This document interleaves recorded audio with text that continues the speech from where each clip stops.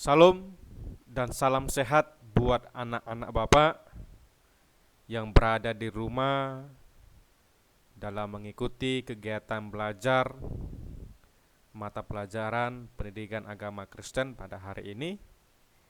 Kita akan memahami dan kita akan mempelajari tentang baptisan. Sebelum kita memulai kegiatan belajar dan mengajar kita satukan hati kita berdoa.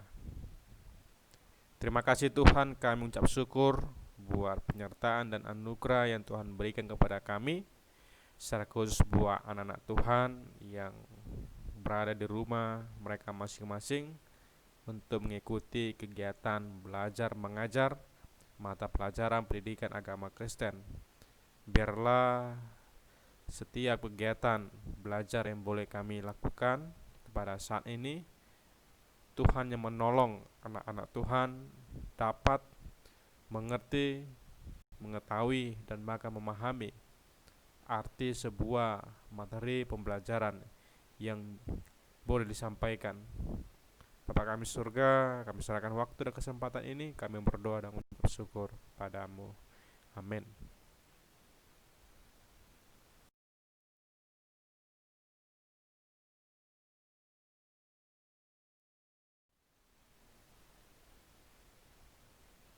Pertama kita akan memahami arti baptisan menurut Alkitab.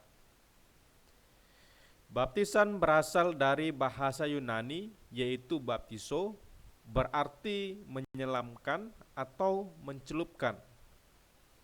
Kemudian baptisan juga berarti melambangkan pembersihan dosa. Nah, di sini juga Rasul Paulus mengajarkan bahwa baptisan merupakan tanda pertobatan manusia yang ingin masuk ke dalam hidup baru di dalam Yesus Kristus.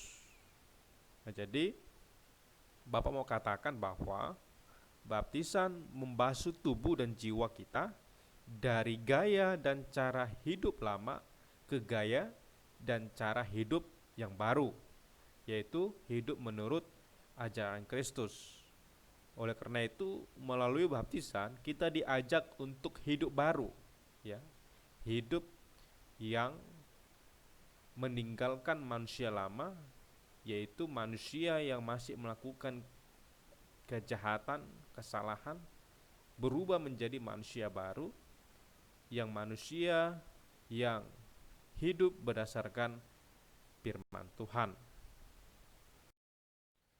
Kemudian kita dapat memahami bahwa media yang dipergunakan dalam baptisan adalah air. Ya, artinya air dapat membersihkan sesuatu yang sifatnya kotor. Oleh karena itu, dalam baptisan, air merupakan hal yang penting sebagai dasar dalam pembersihan, ya, menyucikan sesuatu yang sifatnya kotor.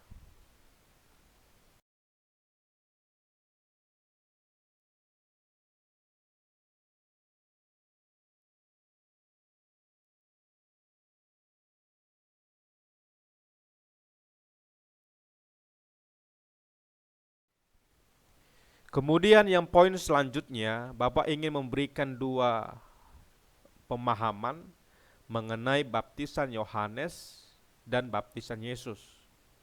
Baptisan Yohanes adalah baptisan pertobatan yang dilakukan Yohanes di Sungai Yordan dengan menggunakan air sebagai media baptis atau melakukan baptisan kepada orang-orang pada saat itu.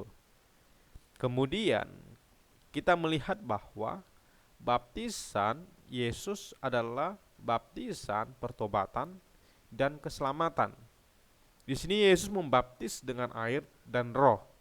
Nah, jadi Bapak mau sampaikan kepada kita yang membedakan baptisan Yohanes dengan baptisan Yesus adalah baptisan Yohanes adalah baptisan yang dilakukan dengan air, sedangkan baptisan Yesus adalah baptisan yang dilakukan dengan air dan roh.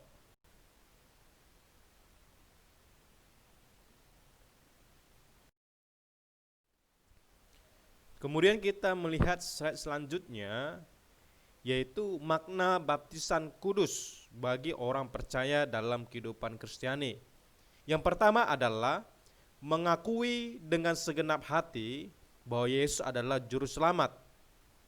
Yang kedua adalah sebagai lambang kematian dan kebangkitan Yesus. Dan ketiga adalah bukti ketaatan kita kepada Yesus Kristus. Dan keempat adalah bukti bahwa kita adalah saksi Kristus. Jadi ada 4 makna baptisan kudus bagi orang percaya dalam kehidupan Kristiani.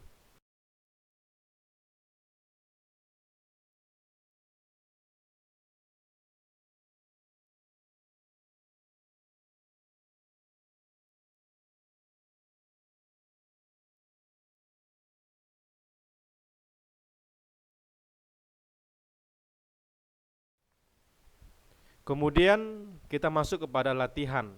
Bapak mempersiapkan latihan untuk kamu kerjakan di rumah, yaitu wawancara dengan orang tuamu. Yang pertama adalah kapan kamu dibaptis.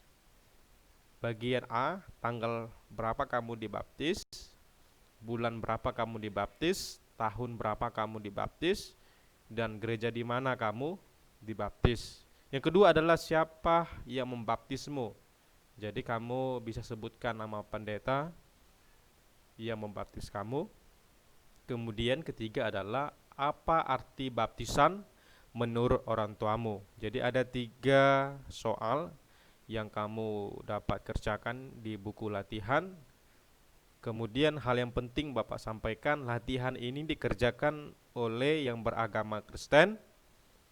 Kerjakan di buku latihan dan setelah itu mencatat materi yang Bapak ajarkan pada hari ini di buku catatan. Kemudian yang beragama Buddha maupun agama Konghucu, tugasnya adalah hanya mencatat materi yang diajarkan. Nah, jadi materi yang Bapak sampaikan pada hari ini dicatat, dikerjakan di buku catatan. Demikianlah materi pembelajaran pada hari ini. Tetap semangat, salam sehat, biarlah kita tetap belajar di rumah kita masing-masing dan kita tetap sama-sama mendoakan situasi yang terjadi di tengah-tengah kehidupan kita. Oleh karena itu, kita akan mengakhiri kegiatan belajar mengajar kita berdoa. Terima kasih Tuhan, kami ucap syukur buat setiap anugerah dan kesempatan yang Tuhan berikan kepada kami. Biarlah materi pembelajaran yang boleh diajarkan dapat dimengerti, dapat dipahami oleh anak-anak Tuhan. Terima kasih Tuhan, kami mengucap syukur dan berdoa kepadamu. Amin.